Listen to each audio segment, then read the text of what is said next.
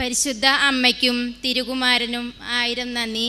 ഞാൻ കോട്ടയം ജില്ലയിലെ കുര്യനാട് എന്ന ഗ്രാമത്തിൽ നിന്നാണ് വരുന്നത്. എൻ്റെ പേര് നിഷ. ഞാൻ 2022 3/5/2022 ആദ്യമായി ഇവിടെ വന്ന് ഉടമ്പടി എടുക്കുന്നത്. ഉടമ്പടി എടുത്ത അന്ന് തൊട്ട് ഒത്തിരി അനുഗ്രഹങ്ങൾ പരിശുദ്ധ അമ്മ എനിക്ക് തന്നു. ഉടമ്പടി എടുക്കുന്നതിലും മുമ്പ് തന്നെ 2019 ഞാൻ അച്ഛൻ്റെ ടോക്കുകൾ സ്ഥിരമായി കേൾക്കാറുണ്ടായിരുന്നു. ഞാൻ പരിശുദ്ധ അമ്മയുടെ പൂർണ്ണ ഒരു വിശ്വാസിയാണ്. ഞാൻ ഒരു ഹൈന്ദവ വിശ്വാസിയാണ്. എന്നാലും ഞാൻ ഒത്തിരി പ്രാവശ്യം യൂട്യൂബിലൂടെ അമ്മയുടെ സാക്ഷ്യങ്ങളും അച്ഛൻ്റെ ടോക്കുകളും കേൾക്കാറുണ്ടായിരുന്നു. ആദ്യമായി കിട്ടിയ അനുഗ്രഹം എന്ന് പറയുന്നത് ജൂൺ 10 ഞാൻ ഉടമ്പടി എടുത്തതിന് ശേഷം ഞങ്ങൾക്കൊരു ചെറിയ ബേക്കറിയാണ്. ആ കടയിൽ നിൽക്കുന്ന സമയത്ത് ഞാൻ ആ കടയിൽ ഉണ്ടായിരുന്നില്ല. ഞാനൊരു പാർലറിൽ വർക്ക് ചെയ്യുകയാണ്. ഞാൻ കുറവലങ്ങാട് എന്ന് പെട്ടെന്ന് കടയിലേക്ക് വരികയുണ്ടായി. അന്നേരം ഞാൻ വന്ന് കടയിലിരിക്കുന്ന സമയത്ത് ഒരു വണ്ടി ഞങ്ങളുടെ കടയുടെ മുമ്പിൽ നിർത്തിയിട്ടപ്പോൾ ഞാൻ ഓടിച്ചെന്ന് ആരാന്ന് നോക്കി. അന്നേരം ആ വണ്ടിയിൽ നിന്ന് ഒരു അമ്മയും അച്ഛനും വളരെ വിഷമത്തോടു കൂടി ഇറങ്ങി ഞങ്ങളുടെ കടയിലേക്ക് കയറി വന്നു. എന്നിട്ട് ആ അച്ഛൻ്റെ കയ്യിൽ ഒരു മൊബൈൽ ഫോണിൽ ഫോട്ടോ എടുത്ത് ഞങ്ങൾക്ക് കാണിച്ചു തരികയുണ്ടായി. എന്നിട്ട് ചോദിച്ചു, ഈ ഫോട്ടോയിൽ കാണുന്ന പയ്യൻ ഈ പരിസരത്ത് എവിടെയെങ്കിലും വന്നിട്ടുണ്ടോയെന്ന്. ഞാൻ നോക്കിയപ്പോൾ ഞങ്ങൾ കണ്ടുപരിചയമൊന്നുമില്ല. പിന്നെ പെട്ടെന്ന് ഞങ്ങളുടെ ഹസ്ബൻഡും വന്നു. ആ വഴിക്ക് ആൾ വന്ന് കട നോക്കിയപ്പോൾ പറഞ്ഞു, രാവിലെ ഈ കടയിലേക്ക് വന്നതായിട്ട് ഓർക്കണുണ്ട് ഇങ്ങനെ ഒരു മുഖം, എന്താണ് പ്രശ്നം എന്ന് ചോദിച്ചപ്പോൾ അവർ പറഞ്ഞു, ഈ പയ്യൻ MBAക്ക് തോറ്റതിന് തിരുവനന്തപുരത്തുള്ളതാണ്. MBAക്ക് തോറ്റത് മുഖേന ഇവൻ വീട് വിട്ട് ഇറങ്ങിപ്പോയി. അന്നേരം അതിനെ ചൊല്ലി വിഷമത്തിലാണ്. അതും ഒരു ഹിന്ദു സഹോദരിയാണ്. ഞാൻ ആ ചേച്ചിയുടെ മുഖത്ത് നോക്കിയപ്പോൾ വളരെ വിഷമത്തിലാണ് ആ ചേച്ചി കരഞ്ഞു നിൽക്കുന്നത്. എനിക്ക് പോണ സമയമായി. ഞാൻ എൻ്റെ ഹസ്ബൻഡിനോട് പറഞ്ഞു, ഞാൻ കടയിലേക്ക് എന്നാൽ പോവാന്ന് പറഞ്ഞു ഞാൻ തിരിഞ്ഞു പോന്ന് ഓട്ടോയിൽ കയറാൻ നോക്കിയ സമയത്ത് എനിക്ക് അതിൻ്റെ മുഖം പിന്നെയും മനസ്സിൽ ആ ചേച്ചിയുടെ മുഖം വന്നു. ആ ചേച്ചിയോട് ഞാൻ പറഞ്ഞു, ചേച്ചി ഇത് കൃപാസനം എന്ന പള്ളിയിലെ പത്രമാണ്. ചേച്ചി വിശ്വസിച്ച്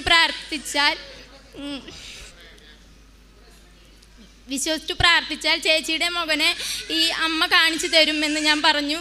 ചേച്ചി എൻ്റെ ഫോൺ നമ്പർ അന്നേരം തന്നെ വാങ്ങി വെച്ചു. എന്നിട്ട് വീട്ടിലേക്ക് പോയി. എന്നും ഈ ചേച്ചി എന്നെ ഫോൺ വിളിക്കാറുണ്ടായിരുന്നു. എന്നോട് പറഞ്ഞു, നിഷ ഞാൻ എന്നും പ്രാർത്ഥിക്കുന്നുണ്ട്, ഞങ്ങളുടെ മകൻ എവിടെയാണെന്ന് ഇതുവരെ ഒരു അറിവും കിട്ടിയിട്ടില്ല എന്ന്. ഞാൻ ചേച്ചിയോട് പറഞ്ഞു, ചേച്ചി വിശ്വസിച്ച് വിളിക്ക് ചേച്ചി. കാരണം എനിക്ക് വിശ്വസിച്ച് വിളിക്കാൻ ചേച്ചിയോട് പറഞ്ഞു എന്ന് പറഞ്ഞാലും ഞാൻ ഈ സാക്ഷ്യങ്ങൾ കേൾക്കണ അറിവുകളും പ്രാർത്ഥന ഞാൻ കണ്ടിന്യൂസ് ആയി കേൾക്കണ ഒരു ഇതാണ് എനിക്ക് വന്നിട്ടുള്ളൂ. എന്നാലും ഞാൻ ചേച്ചിയോട് എനിക്കൊരു അനുഭവം എന്ന് പറയാൻ അന്നേരം ഒന്നും ഉണ്ടായിട്ടില്ലെങ്കിലും ഞാൻ ചേച്ചിയോട് പിന്നെയും പറഞ്ഞുകൊണ്ടിരുന്നു, ചേച്ചി വിശ്വസിച്ച് പ്രാർത്ഥിക്ക്, കൃപാസന മാതാവ് മോനെ എവിടെയാണെന്ന് വിചാരിച്ചാൽ കാണിച്ചു തരുന്നു. അങ്ങനെ ചേച്ചി എല്ലാ ദിവസവും എന്നെ വിളിക്കും. ഞാൻ ചേച്ചിയോട് സംസാരിക്കും. ചേച്ചി എന്നും കരഞ്ഞ് എന്നോട് പറയും, നിഷ ഇതുവരെ അവനെക്കുറിച്ച് ഒരു വിവരം കിട്ടിയില്ല മോളെ. ഞാൻ പറയും, പ്രാർത്ഥിക്കുമ്പോൾ ആശ്വാസമില്ലേ. അങ്ങനെ പറഞ്ഞ് ഞാൻ ചേച്ചീനെ സമാധാനിപ്പിക്കും. ഹസ്ബൻഡിനോട് ഞാൻ ചോദിച്ചു, പിന്നീട് ആ പയ്യനെ അവിടെ കണ്ടോ എന്ന്. അപ്പോൾ ഹസ്ബൻഡ് പറഞ്ഞു, എടി നിഷ ആ പയ്യനെ ഞാൻ കണ്ടു, പക്ഷേ അത് ആ കൊച്ചല്ല, ഒരു തമിഴ് കൊച്ചാണ്. അതുകൊണ്ട് ഇനി എന്നാ ചെയ്യും? ഞാൻ പറഞ്ഞു, തമിഴ് കൊച്ചാന്നൊന്നും പറയണ്ട, അങ്ങനെ തന്നെ ഇരിക്കട്ടെ, ആ കൊച്ചിനെ കണ്ടു കിട്ടും. അപ്പോൾ ഹസ്ബൻഡും എന്നോട് പറഞ്ഞു, എന്തിനാ നീ ആവശ്യമില്ലാണ്ട് നിനക്ക് വിശ്വസിച്ചാൽ പോരെ, മറ്റുള്ളവരോട് എപ്പോഴും പറയാൻ നിൽക്കുന്നത് എന്തിനാന്ന് ആളും ചോദിച്ചു എന്നോട്. പക്ഷേ എനിക്ക് ഉറച്ച തീരുമാനത്തോടു കൂടി ഞാൻ ആ ചേച്ചിയോട് പറഞ്ഞുകൊണ്ടിരുന്നു, മകനെ കിട്ടുന്നു. അങ്ങനെ ജൂൺ കഴിഞ്ഞു, ജൂലൈ കഴിഞ്ഞു, ഓഗസ്റ്റ് ആയിട്ട് ആ മകനെക്കുറിച്ച് വിവരമില്ലാതായപ്പോൾ ഞാൻ ഓഗസ്റ്റ് 4 ആയപ്പോൾ ഞാൻ ആ ചേച്ചിയോട് പറഞ്ഞു, ചേച്ചി ഇനി എത്രയും പെട്ടെന്ന് ആ പള്ളിയിലേക്കൊന്ന് നിങ്ങൾ ഇത്രയും പ്രാർത്ഥിച്ചതല്ല, അതെവിടെയാ സ്ഥലം? ഞാൻ പറഞ്ഞു, അവർ ട്രിവാൻഡ്രത്താണ്. ഞാൻ പറഞ്ഞു, ആലപ്പുഴയാണ്. ഞങ്ങളുടെ മോനെ കിട്ടാൻ എവിടെ വേണമെങ്കിലും ഞാൻ പൊക്കോളാം. അങ്ങനെ പറഞ്ഞ് അവർ ഇവിടെ വന്ന് പ്രാർത്ഥിച്ചപ്പോൾ ഇവിടെ തിരക്ക് മൂലം ഞാൻ പറഞ്ഞു അവരോട്, അച്ഛനെ കണ്ടു കഴിഞ്ഞാൽ അച്ഛൻ പറയും മോൻ എവിടെയെങ്കിലും ജീവനോടെ ഇരിപ്പുണ്ടെങ്കിൽ. പക്ഷെ അവർക്ക് അന്ന് അച്ഛനെ കാണാനൊന്നും സാധിച്ചില്ല. ഇവിടെ തന്നെ വന്ന് അവർ പെട്ടെന്ന് തന്നെ വന്ന് എന്നെ ഫോൺ വിളിച്ച് പറഞ്ഞു, എന്ത് ചെയ്യണം നിഷേ? ഞാൻ പറഞ്ഞു, സിൽവർ കളറിട്ട മാതാവിനെ കാണാനുണ്ടോ ചേച്ചിക്ക്? അപ്പോൾ എന്നോട് പറഞ്ഞു, സ്റ്റേജിൻ്റെ സൈഡിലത്തെ മാതാവിനെ ഞാൻ കണ്ടു. ഞാൻ പറഞ്ഞു, അവിടെ മുട്ടുകുത്തി നിന്ന് വളരെ വിഷമത്തോടു കൂടി പ്രാർത്ഥിക്കുക. 3 മാസമായിട്ടും കിട്ടിയില്ലല്ലോ, ഞങ്ങൾക്ക് ആ മകനെ എത്രയും പെട്ടെന്ന് കണ്ടു കിട്ടണേന്ന് പ്രാർത്ഥിക്കാൻ പറഞ്ഞു. അങ്ങനെ ചേച്ചി പ്രാർത്ഥിച്ച് ഇറങ്ങി വന്നു. കിട്ടുമോ നിഷ? ഞാൻ പറഞ്ഞു, കണ്ടു കിട്ടും. അങ്ങനെ എനിക്കും മനസ്സിലൊരു പ്രയാസമായതുകൊണ്ട് ഞാൻ ഓഗസ്റ്റ് 1 തന്നെ ഞാൻ ഒരു ഡേറ്റ് ഇട്ടു. ഓഗസ്റ്റ് 8 ആകുമ്പോഴേക്കും ആ മകനെ കണ്ടു കിട്ടണേ അമ്മേ, എന്നെ നാണം കെടുത്തരുത്. എൻ്റെ കാര്യം നടന്നില്ലെങ്കിലും അമ്മ ആ മകനെ അവർക്ക് കാണിച്ചു കൊടുക്കണം. എനിക്ക് അത്രയും അവരെ ഞാൻ വിശ്വസിപ്പിച്ചു പോയി അമ്മയെക്കുറിച്ച് എന്ന് പറഞ്ഞു. ഓഗസ്റ്റ് 8 ആയപ്പോഴേക്കും എനിക്ക് വളരെ വിഷമത്തോടു കൂടി ഞാൻ പ്രാർത്ഥിച്ചു. ഞാൻ നിൽക്കണ കടയിൽ ഞാൻ കട അടച്ച് പോരാൻ നേരത്ത് പറഞ്ഞു, ഞാൻ ഡേറ്റ് ഓഗസ്റ്റ് 8 ഇട്ടോക്കണേ, നിങ്ങളും പ്രാർത്ഥിച്ചേക്കണം, എന്നെ നാണം കെടുത്തരുത് എന്ന് പറഞ്ഞു. അപ്പോൾ അവരും പറഞ്ഞു ചിരിച്ചു, നിഷ അത്രയും പ്രാർത്ഥിക്കണതല്ല, കണ്ടു കിട്ടും. അങ്ങനെ 8 വൈകുന്നേരം ആയപ്പോൾ ഞാൻ പ്രാർത്ഥന കഴിഞ്ഞ് പ്രതിഷ്ഠീകരണ പ്രാർത്ഥന പച്ചത്തിരി വെച്ച് പ്രാർത്ഥിക്കൽ കഴിഞ്ഞ് ഞാൻ ആ ചേച്ചിയെ വിളിച്ചു.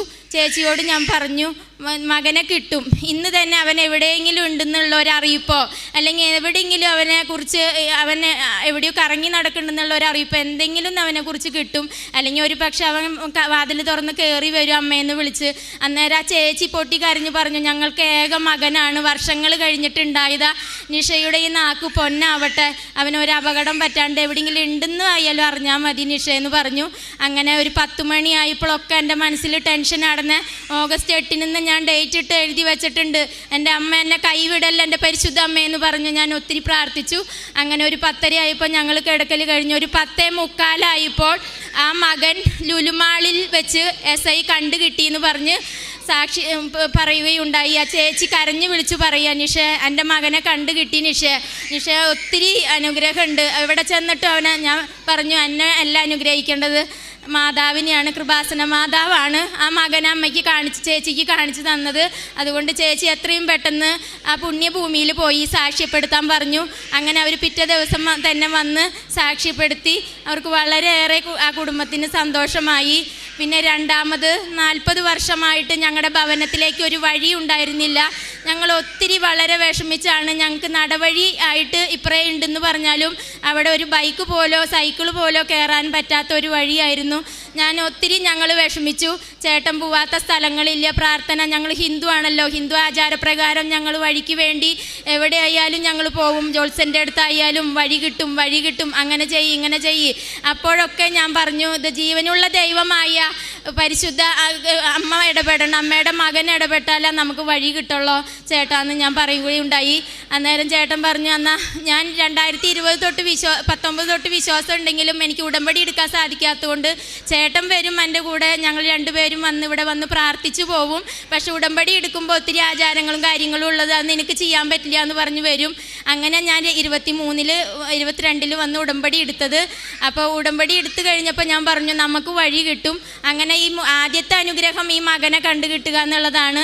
ഉടമ്പടി എടുത്ത് ഞാൻ എൻ്റെ ഭവനത്തിലേക്ക് കയറിപ്പോയി അന്ന് തൊട്ട് തന്നെ പരിശുദ്ധ അമ്മ ഞങ്ങളുടെ കുടുംബത്തിൽ ഓരോരോ കാര്യങ്ങളായിട്ട് ഇടപെടാൻ തുടങ്ങി. ഒത്തിരി പറഞ്ഞാൽ തീരാത്ത അത്ര ഇടപെടലുകളിൽ ഞങ്ങളുടെ കുടുംബത്തിൽ ഒരേ കാന്തം വന്ന് വെക്കുന്നത് പോലെയാണ് പരിശുദ്ധ അമ്മ ഞങ്ങളുടെ കുടുംബത്തിൽ ഇടപെട്ടത്.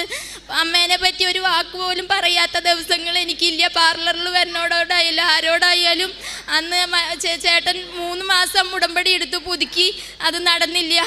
പിന്നെ 3-ാമത്തെ മാസം ഞാൻ വന്നു, ഓഗസ്റ്റിൽ വീണ്ടും പുതുക്കി. സെപ്റ്റംബർ ഒക്ടോബർ ആയപ്പോൾ 2ാമത് പുതുക്കാൻ നിൽക്കണ നേരത്തെ ഞാൻ ചോദിച്ചു, എന്താ അമ്മേ കൈവിടണേ, ഞങ്ങളെ വഴി തരുന്നില്ലേ? എനിക്ക് എൻ്റെ ഭർത്താവിനെ വിശ്വസിപ്പിച്ച് എനിക്ക് ഈ ഉടമ്പടി മുമ്പോട്ട് കൊണ്ടുപോകണമെങ്കിൽ എൻ്റെ ഭർത്താവ് എന്നെ വീട്ടിൽ നിന്ന് വിടണം, അതിനെന്താ ഒരു വഴിയെന്ന് ഞാൻ അമ്മോട് ചോദിച്ചു. അന്നേരം ഞാൻ ജോലി ചെയ്യുന്ന സ്ഥാപനത്തിലെ ഓണറുടെ ഒരു ആൻറ്റി ഉണ്ടായിരുന്നു. ആ ആൻറ്റി ഇവിടെ വന്ന് ഉടമ്പടി എടുത്ത് 8-9 പ്രാവശ്യം പുതുക്കിയതാണ്. ലിസമ്മ എന്നാണ് പേര്. ആൻറ്റി എന്നെ ഫോൺ വിളിച്ച് പറഞ്ഞു എന്നാ ചെയ്യണ്ടേന്ന് ചോദിച്ചപ്പോൾ പച്ചത്തിരിയും നീലത്തിരിയും വഴി എന്ന് നിഷയ്ക്ക് ആവശ്യപ്പെടുന്ന വഴിയിൽ കത്തിച്ച് വെച്ച് പ്രാർത്ഥിക്കാൻ പറഞ്ഞു. ഞാൻ വൈകുന്നേരമായപ്പോൾ ആ വിറ്റ സ്ഥലമാണ് അവിടെ വാടകക്കാരും താമസിക്കുന്നുണ്ട്. അവിടെ ഒരു കിണറിൻ്റെ പഴുതിലിരുന്ന് ഞാൻ പ്രാർത്ഥിച്ചു. പ്രതിഷീകരണ പ്രാർത്ഥന ചൊല്ലി ഉപ്പ് വെതറി കൃപാസന ലോക്കറ്റ്, ഒരു സാധാ ഇവിടെ നിന്ന് കൊണ്ടുവന്ന വെഞ്ചരിച്ച ഒരു ലോക്കറ്റ് ഞാൻ കുഴിച്ചിട്ടു. പരിശുദ്ധ അമ്മ എത്രയും പെട്ടെന്ന് ഞങ്ങൾക്ക് ഇവിടെ തന്നെ വഴി തരണേ അമ്മ മാതാവേ എന്ന് പറഞ്ഞു. അതുപോലെ തന്നെ ഞാൻ 3 ദിവസം പ്രാർത്ഥിച്ചു. 4ാമത്തെ ദിവസം ഞാൻ കടയിലിരിക്കണ സമയത്ത് എൻ്റെ ഹസ്ബൻഡ് വിളിച്ചിട്ട് പറയുകയാണ്, നിഷേ നമ്മുടെ ചേട്ടൻ ഈ സ്ഥലം വാങ്ങാൻ ഒരു ഉദ്ദേശം ഉണ്ടെന്ന് പറയുന്നു. ഇനി മാതാവ് ഇടപെട്ടതാണോ നാളെ എന്നോട് ചോദിച്ചു. ഞാൻ പറഞ്ഞു മാതാവ് ഇടപെട്ടതാവും, അല്ലാണ്ട് ഇങ്ങനെ ചേട്ടൻ ഒത്തിരി വർഷങ്ങളായിട്ട് നടക്കണതായി. 40 വർഷം ആ വഴിയെ കൂടെ നടന്നതാണ്. വിറ്റിട്ടു ഇപ്പോൾ 3-4 വർഷമായി. അപ്പോഴൊന്നും ചേട്ടൻ ആ വഴി വാങ്ങണമെന്നോ ആ സ്ഥലം വാങ്ങണമെന്നോ ഒന്നും വിചാരിച്ചിട്ടില്ല. ചേട്ടന് അതിൻ്റെ ആവശ്യമില്ല. ചേട്ടന് 2 ഏക്കർ സ്ഥലം കുര്യനാടുണ്ട്. ആൾക്ക് ചെറിയൊരു വാർക്ക വീടുണ്ട്. ഇനി ആളെ സംബന്ധിച്ച് ആ വീടിന് വാങ്ങേണ്ട ആവശ്യമില്ല. ആൾക്ക് നല്ലൊരു ഭവനം വാങ്ങേണ്ട ആവശ്യം മാത്രമേ ഉള്ളൂ, 10 സെൻറ്റ് സ്ഥലം. പക്ഷേ ഇത് 20 സെൻറ്റ് സ്ഥലം ഉണ്ടെന്ന് പറഞ്ഞാലും ഭവനം അത്രയും അങ്ങോട്ട് പോരാ. എന്നാലും ചേട്ടനോട് ഞാൻ ചോദിച്ചു എന്തുകൊണ്ട് ഇങ്ങനെ വാങ്ങണം എന്ന് തീരുമാനമെടുത്തു എന്ന്. അപ്പോൾ ചേട്ടൻ പറഞ്ഞു, ആരോ എന്നോട് പറയുകയാണ് ഇവിടെ വന്ന് ഇത് വാങ്ങണം എന്ന്. അങ്ങനെ പൈസയും കാര്യങ്ങളൊക്കെ പറഞ്ഞു കഴിഞ്ഞപ്പോൾ ചേട്ടൻ പറഞ്ഞു സാമ്പത്തികമായി ബുദ്ധിമുട്ടാണ്, 2 പിള്ളേരെ പഠിപ്പിക്കണ തിരക്കും കാര്യങ്ങളാണ്. ഞാൻ പറഞ്ഞു ഒരു ബുദ്ധിമുട്ടുണ്ടാവില്ല, ഞങ്ങൾക്കൊരു വഴിക്കും കൂടി വേണ്ടിയല്ലേ, ചേട്ടൻ ഇത് എത്രയും പെട്ടെന്ന് നടത്തി വഴി വാങ്ങണം എന്ന് തന്നെ ഞാൻ സ്ഥലം വാങ്ങണം എന്ന് പറഞ്ഞു. അങ്ങനെ ചേട്ടൻ വാങ്ങിയപ്പോൾ ഞങ്ങളുടെ പറമ്പിൽ അങ്ങനെ ഒരു വഴി ഉണ്ടോ എന്ന് പോലും അറിയില്ല. തേക്ക് ആഞ്ഞലി മരങ്ങളൊക്കെ ആയിട്ട് അവിടെ എങ്ങനെ നിങ്ങൾക്ക് വഴി തരുന്നു വരെ ആദ്യം ചോദിച്ചിട്ടുള്ള ആൾക്കാർ ഞങ്ങളോടുണ്ട്. കാരണം നിങ്ങൾക്ക് തരാൻ അവിടെ വഴി ഇല്ലല്ലോ. കാരണം വഴി സൈഡിൽ തന്നെ കിണർ, 2 കിണറാണ് ആ വീട്ടിലുള്ളത്. അതിൽ ഫ്രണ്ടിലൊരു കിണർ ബാക്കിലൊരു കിണർ. എന്തുകൊണ്ടും നിങ്ങൾക്ക് വഴി കിട്ടാൻ സാധ്യതയില്ല എന്ന് പറഞ്ഞു. പക്ഷേ ഞാൻ കട്ടായം പ്രാർത്ഥിച്ചു. മാതാവ് 3-ാം പൊക്കം തന്നെ 10 ദിവസത്തിൻ്റെ ഉള്ളിൽ എഗ്രിമെൻറ്റ് 10 ലക്ഷം രൂപ കൊടുത്ത് എഗ്രിമെൻറ്റ് നടത്തി ആ വഴി ആ സ്ഥലം ചേട്ടൻ വാങ്ങി അന്ന് തന്നെ എൻ്റെ ഹസ്ബൻഡിനോട് പറഞ്ഞു, ഞങ്ങൾക്കൊരു വഴി മാത്രം സൈഡിൽ കൂടെ തന്നാൽ മതി എന്ന് പറഞ്ഞപ്പോൾ നീ എന്നോട് ചോദിക്കേണ്ട ആവശ്യമുണ്ടാ, നിനക്ക് ഇഷ്ടപ്പെട്ട പോലെ നീ ഈ വഴി എടുത്തോളോ എന്ന് പറഞ്ഞാൽ തേക്കും ആഞ്ഞിലൊക്കെ ഇപ്പം ഞങ്ങളുടെ മുറ്റത്ത് നിന്ന് ചവിട്ടുമ്പോൾ കയറാൻ പറ്റുന്ന രീതിയിലാണ് ഞങ്ങൾക്ക് വഴി തന്നോക്കണം മാതാവ്. ഒരാൾക്കും നടത്താൻ പറ്റാത്ത സംഭവം എൻ്റെ പരിശുദ്ധ അമ്മ ഇടപെട്ട് നടത്തിയതിന് 1000 നന്ദിയുണ്ട്. പിന്നെ എൻ്റെ മകൻ നഴ്സിംഗ് ഫസ്റ്റ് ഇയർ പരീക്ഷയിൽ 2 വിഷയത്തിന് മാർക്ക് കുറവായിരുന്നു. അന്നേരം അവൻ എന്നെ വിളിച്ച് പറഞ്ഞു. അപ്പം ഞാൻ പറഞ്ഞു പ്രാർത്ഥിക്കാം, നീ വിശ്വാസ പ്രമാണം അറിയുമോ ഞാൻ ചോദിച്ചു. അപ്പം അവൻ എന്നോട് ഫോൺ വിളിച്ച് പറഞ്ഞു എനിക്കറിയാം അമ്മേ, എനിക്ക് 2 ഇതറിയുള്ളൂ. അപ്പം ഞാൻ ചോദിച്ചു 2 വരി മാത്രം അറിഞ്ഞുകൊണ്ട് കാര്യമുണ്ടോ, ദൈവത്തിൽ ഞാൻ വിശ്വസിക്കുന്നു, അതുവരെ എനിക്കറിയാം എന്ന് പറഞ്ഞു. ഞാൻ പറഞ്ഞു അത് മാത്രം മതി എന്നാ, നിനക്ക് ആ വിശ്വാസം ഉണ്ടെങ്കിൽ തന്നെ നീ ജയിച്ചോളൂ എന്ന് പറഞ്ഞു. റിസൾട്ട് വന്നപ്പോൾ അവൻ എന്നോട് പറഞ്ഞു എൻ്റെ അമ്മ എന്നെ ഞെട്ടിച്ച് കളഞ്ഞല്ലോ, 4 വിഷയത്തിലും ഞാൻ കഷ്ടി ജയിച്ചേക്കാളും നല്ലൊരു മാർക്ക് തന്ന് പരിശുദ്ധ അമ്മേനെ വിശ്വസിപ്പിച്ചുല്ലോ എന്ന് പറഞ്ഞു. അതുപോലെ എൻ്റെ മക്കൾക്കായാലും വീട്ടിലായാലും ഉടമ്പടി തൈലം ഉപ്പ് എല്ലാ വക നിറച്ച വസ്തുക്കളും ഉപയോഗിച്ച് എല്ലാവർക്കും ഒത്തിരി അനുഗ്രഹങ്ങൾ കിട്ടിയിട്ടുണ്ട്. ഞാനൊരു പാർലറിലാണ് വർക്ക് ചെയ്യുന്നത്. അവിടെ ഒത്തിരി ആൾക്കാർ വരുന്നുണ്ട്. അവരോടൊക്കെ ഞാൻ ഒരു ദിവസമെങ്കിലും എൻ്റെ പരിശുദ്ധ അമ്മേനെ കുറിച്ച് ഞാൻ പറയാണ്ടിരിക്കില്ല. എപ്പോഴും ഞാൻ സാക്ഷ്യം കേട്ട് വചനം എഴുതുന്ന കാണുമ്പോൾ എല്ലാവരും ചോദിക്കും ഞാൻ ഇത്രയും പ്രാർത്ഥിക്കണം എന്തുകൊണ്ട്. അപ്പോൾ പറയും ഇത് ഹിന്ദു ആണോ ചേച്ചി എന്ന് പറഞ്ഞാൽ എല്ലാവരും എന്നെ കളിയാക്കാറ്. കാരണം ഹിന്ദു പറയണ സംസാരമല്ലല്ലോ ചേച്ചി പറയണേന്ന് പറയും. കാരണം അതുപോലെ ഓരോ കാര്യത്തിലും ഒരേ വിഷം വെച്ച് ഞാൻ കരയണ സമയത്ത് എൻ്റെ അടുക്കളയിലായാലും ഞാൻ അച്ഛൻ്റെ ടോക്ക് കേട്ടാണ് രാവിലെ ഞാൻ ഉണർന്ന് വായും മുഖം കഴുകി ഞാൻ എൻ്റെ അടുക്കളയിൽ വന്ന് നിൽക്കുമ്പോൾ ഞാൻ അച്ഛൻ്റെ ടോക്ക് ഓരോ ദിവസവും ഞാൻ കേൾക്കും. ചിലപ്പോൾ എനിക്ക് സമയം ഉണ്ടാവില്ല. ഞാൻ ഓരോ പണികൾ ചെയ്യാൻ പുറത്തേക്ക് പോയാലും ഞാൻ വിചാരിക്കും വീടിനകത്തുള്ള പൈശാചി ശക്തി എന്തെങ്കിലും ഉണ്ടെങ്കിൽ മാറിപ്പോട്ടെ, ഞാൻ കേട്ടില്ലെങ്കിലും എൻ്റെ കുടുംബം രക്ഷപ്പെടട്ടെ എന്ന്. അങ്ങനെ ഓരോ കാര്യങ്ങളിലും എനിക്ക് പരിശുദ്ധ അമ്മ ഒത്തിരി പേരെ എനിക്ക് വിടാനായിട്ട് സാധിച്ചു. ഒത്തിരി പേരോട് ഈ അനുഭവങ്ങൾ പറയാനായിട്ട് സാധിച്ചു. രാവിലെ തന്നെ കടയിൽ ആരെങ്കിലും എന്തെങ്കിലും കാര്യത്തിന് ത്രെഡ് ചെയ്യാൻ എന്തിനെങ്കിലും വന്നു കഴിഞ്ഞാൽ ഞാൻ ഈ അമ്മേനെ കുറിച്ച് പറയും. ഈ ലോക്കറ്റ് കണ്ടു കഴിഞ്ഞാൽ ഞാൻ ചോദിക്കും എങ്ങനെ പോയി, എന്തിനു പോയി, എവിടെ പോയി, എപ്പോൾ പോയി എന്നെല്ലാം വിശദീകരിച്ച് അറിഞ്ഞിട്ട് ഞാൻ എനിക്ക് കിട്ടിയ കൃപകൾ പറയും. എനിക്ക് ഒത്തിരി അനുഗ്രഹങ്ങൾ കിട്ടിയിട്ടുണ്ട്. ഞാൻ ഇവിടെ നിന്ന് ഉടമ്പടി എടുത്ത് വീട്ടിലേക്ക് പോയി ആ നിമിഷം തൊട്ട് എൻ്റെ വീട് വരെ മാറി മറിഞ്ഞ രീതിയിലായി. ഞാൻ തൊടണത് പൊന്നാകുന്ന കേട്ടിട്ടുള്ള. ഞാൻ ഒരു പൂ ചോദിച്ചപ്പോൾ അമ്മ 1000 പൂ തന്ന് എന്നെ അനുഗ്രഹിച്ചതിന് എൻ്റെ പരിശുദ്ധ അമ്മയ്ക്ക് 1000 നന്ദി. 10 വർഷമായിട്ട് എൻ്റെ ഭവനത്തിൻ്റെ മെയിൻ്റനൻസ് നടക്കാണ്ടിരിക്കുകയായിരുന്നു. വഴിയില്ലാത്തത് കൊണ്ട് ഞങ്ങൾ വളരെയേറെ ബുദ്ധിമുട്ടിയായിരുന്നു. ഞങ്ങൾ വിചാരിച്ചു വഴിയില്ലാണ്ട് എന്നാ ചെയ്യും, കാരണം ഒരു കട്ട ഇറക്കണമെങ്കിലും 10 പേരെ പണിക്ക് നിർത്തണം, ഞങ്ങൾ എന്ത് ചെയ്യുമെന്ന് വിചാരിച്ച് വിഷമിച്ചായിരുന്നു. പക്ഷേ ഈ ഉടമ്പടി എടുത്തപ്പോൾ ആദ്യം എനിക്ക് തന്നത്, ഞാൻ മുട്ടുകുത്തി നിൽക്കണ ഭാഗം ഞങ്ങൾക്ക് സിമൻറ്റ് തറയാണ്. അവിടെ ഞാൻ മുട്ടുകുത്തി നിൽക്കണ ഭാഗത്ത് മുഴുവൻ വട്ടത്തിൽ സിമൻറ്റ് പോയിരിക്കുകയാണ്. അപ്പോൾ ഞാൻ പറഞ്ഞു, എന്നും പ്രാർത്ഥിക്കുമ്പോൾ ഞാൻ പറയും, വലിയ വീടൊന്നും ചോദിച്ചില്ലല്ലോ, ഈ മെയിൻ്റനൻസ് ഒരു വഴി തന്നാൽ എൻ്റെ കെട്ടിയൊന്നും അടുത്തുള്ളൂ, അത് നല്ല ഭംഗിയായിട്ട് ഒന്ന് തന്നൂടെന്ന്. പിറ്റേ ദിവസം ഞാൻ എൻ്റെ വീട്ടിൽ വരുമ്പോൾ എൻ്റെ വീടിൻ്റെ അപ്പുറത്തെ വീട്ടിൽ സിമൻറ്റും പശയും ടൈലും ഇരിക്കണ്. ഞാൻ എൻ്റെ ഭർത്താവിനെ കടയിലേക്ക് വിളിച്ച് ചോദിച്ചു, ഇത് ആരാ കൊണ്ടുവച്ച് നോക്കണത്, ആർക്ക് വേണ്ടിയിട്ടാണ്?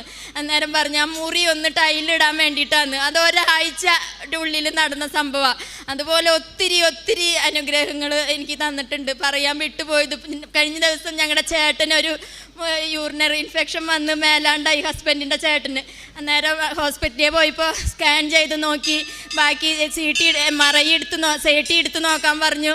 അന്നേരം ചേട്ടൻ വന്നിട്ട് പറഞ്ഞു, ഇനി എന്നാ ചെയ്യണമെന്ന് പറഞ്ഞപ്പോൾ രാജഗിരിയെ കൊണ്ടുപോവാം അങ്ങനെ പറഞ്ഞിരുന്നു. കാരണം ആൾക്ക് ഒരു 7-8 മാസമായിട്ട് ഭക്ഷണമൊന്നും കഴിക്കാൻ പറ്റുന്നില്ല, വയറ് വീർത്തു മുട്ടുക.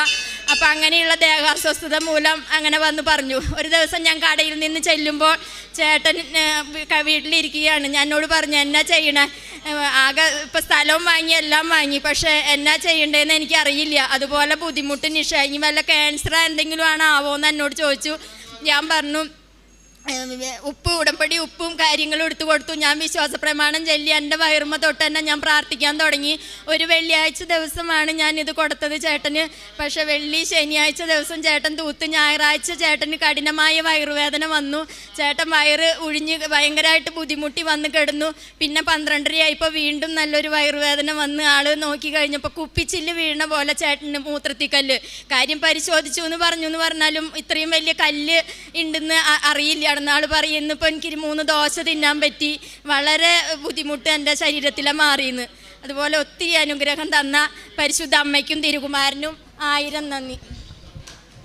കർത്താവിനെ കാത്തിരിക്കുക, അവിടുത്തെ മാർഗത്തിൽ ചരിക്കുക, ഭൂമി അവകാശമായി തന്ന് അവിടുന്ന് നിന്നെ ആദരിക്കും.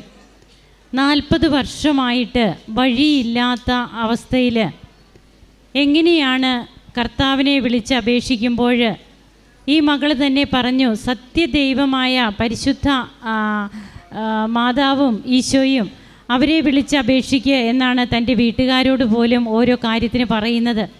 അങ്ങനെ നാം കർത്താവിനെ വിളിച്ച് അപേക്ഷിക്കുമ്പോൾ ഈ മകൾക്ക് പിന്നീട് ജീവിതത്തിൽ കിട്ടുന്നത് 40 വർഷമായിട്ട് കിട്ടാതിരുന്ന വഴിയാണ്. അതിനൊക്കെ ഓരോ മാർഗങ്ങൾ ദൈവം തുറന്നു കൊടുക്കുകയാണ്. എങ്ങനെയാണ് ആ വഴി കിട്ടുന്നത്, അതിന് ഏത് രീതിയിലാണ് അമ്മ ഇടപെടുന്നത്, അതൊക്കെ നാം കേട്ടു. അങ്ങനെ ഈ മകളുടെ കുടുംബത്തിലേക്ക് അമ്മ വഴി ചൊരിയുന്ന കൃപകൾ, ഈ മകൾ താൻ പോകുന്ന ഷോപ്പിൽ അവിടെയൊക്കെ എല്ലാവരോടും പരിശുദ്ധ അമ്മയെക്കുറിച്ച് പറയുന്നത്, അമ്മയെക്കുറിച്ച് പറയാത്ത ഒരു ദിവസം പോലും ഈ മകളുടെ ജീവിതത്തിൽ ഇല്ലെന്നാണ് പറയുക. അവൻ്റെ നാമത്തിൽ വിശ്വസിക്കുന്നവർക്കെല്ലാം കൃപയ്ക്കുമേൽ കൃപയെന്നാണ് പറയുന്നത്. ഒരു അക്രൈസ്തവ സഹോദരിയാണ്, എന്നാൽ തൻ്റെ ജീവിതത്തിൽ എങ്ങനെ ഈശോയെയും അമ്മയെയും അറിഞ്ഞത് മുതൽ ഈ മകൾ എന്തുമാത്രമാണ് പ്രാധാന്യം കൊടുക്കുന്നത്. തൻ്റെ ജീവിതം ഓരോ ദിവസവും ആരംഭിക്കുന്നത് തന്നെ ബഹുമാനപ്പെട്ട VP ജോസഫ് അച്ഛൻ്റെ ഉടമ്പടി ധ്യാനങ്ങൾ കേട്ടുകൊണ്ടാണ്, സാക്ഷ്യങ്ങൾ കേട്ടുകൊണ്ടാണ്. അത്രയേറെ തീഷ്ണതയോടെ ഈ മകൾ പ്രവർത്തിക്കുമ്പോൾ ഈ മകൾ പ്രാർത്ഥിക്കുന്ന വ്യക്തികളുടെയൊക്കെ ജീവിതത്തിൽ ഒരു മകനെ കാണാതായിട്ട് ഡേറ്റ് ഇട്ട് പ്രാർത്ഥിക്കുന്നു. എങ്ങനെ ആ ഡേറ്റിൽ തന്നെ ആ മകനെ കണ്ടുകിട്ടാൻ സാധിച്ചു എന്ന് നാം കേട്ടു. അതുപോലെ 10 വർഷമായിട്ട് മെയിൻ്റനൻസ് വർക്ക് ഒന്നും ഇല്ലാതിരുന്ന ഇവരുടെ ഭവനം, അതെങ്ങനെയാണ് പിന്നീട് പണികൾ ഓരോന്നായി നടക്കുന്നത് എന്നുള്ളത് നാം കേട്ടു. അതുപോലെ യൂറിനറി ഇൻഫെക്ഷൻ ഉണ്ടായിരുന്ന ഹസ്ബൻഡിൻ്റെ ചേട്ടൻ്റെ സൗഖ്യ അനുഭവം ഉടമ്പടി തൈലത്തിലൂടെയൊക്കെ എങ്ങനെയാണ് ആ സൗഖ്യം കിട്ടിയതെന്നാണ് നമുക്ക് മനസ്സിലാവുക. നമുക്ക് ഈശോയ്ക്ക് ആരെന്നില്ല, ആര് വിളിച്ചപേക്ഷിച്ചാലും അവർ തന്നിൽ വിശ്വസിക്കുന്നവരാണ്, തന്നെ ആത്മാർത്ഥമായി അന്വേഷിക്കുന്നവരാണ് എന്നുള്ളത് കർത്താവിന് ബോധ്യപ്പെടണം. അങ്ങനെ ബോധ്യപ്പെട്ടാൽ തീർച്ചയായും ജീവിതത്തിലേക്ക് ഒത്തിരിയേറെ കൃപകളാണ് വർഷിക്കപ്പെടുക. കർത്താവിനെ കാത്തിരിക്കുക, അവിടുത്തെ മാർഗത്തിൽ ചരിക്കുക, ഭൂമി അവകാശമായി തന്ന് അവിടുന്ന് നിന്നെ ആദരിക്കുമെന്നാണ് പറയുക. 40 വർഷമായിട്ട് കിട്ടാതിരുന്ന വഴി കൊടുത്ത് തമ്പുരാൻ ഈ മക്കളെ ഓർക്കുകയാണ്. നമുക്കും കരങ്ങളടിച്ച് ദൈവതൃക്കരങ്ങളിൽ നമ്മെ തന്നെ സമർപ്പിച്ചുകൊണ്ട് നന്ദി പറയാം. യേശുവേ നന്ദി, യേശുവേ സ്തുതി, യേശുവേ ആരാധന.